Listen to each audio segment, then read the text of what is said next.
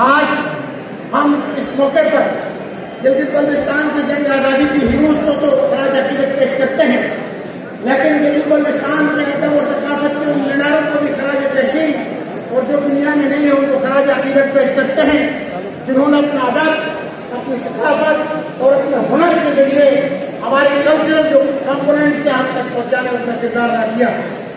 आज इस दायिश से मैं जान अली को मुबारकबाद पेश करता हूँ, मरहूम शायर अब्दुल गफूर को, फजलुर रहमान आलमगीर को और गिलगित-बल्तिस्तान के मरहूम जमशेद दुखी को और इस तरह के अनगिनत बहुत सारे शोहरा जो आज भी हैं,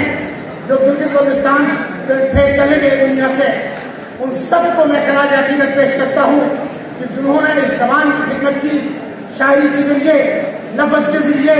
आपको जोड़ने के लिए किरदार अदा किया। मेरे दोस्तों, गिलगित-बल्तिस्तान में जब भी बदअमनी होती थी, जब भी वो खित्ते के मुख्तलिफ इलाके में लोगों को रियाज बनते थे, हमारे सामने बहुत सारी मिसालें मौजूद हैं कि वहाँ के अदीब, वहाँ के शोरा, वहाँ के कलमकार और वहाँ के अदब परवर लोगों ने हमेशा अपने गले में ढोल रख के और हाथ में कलम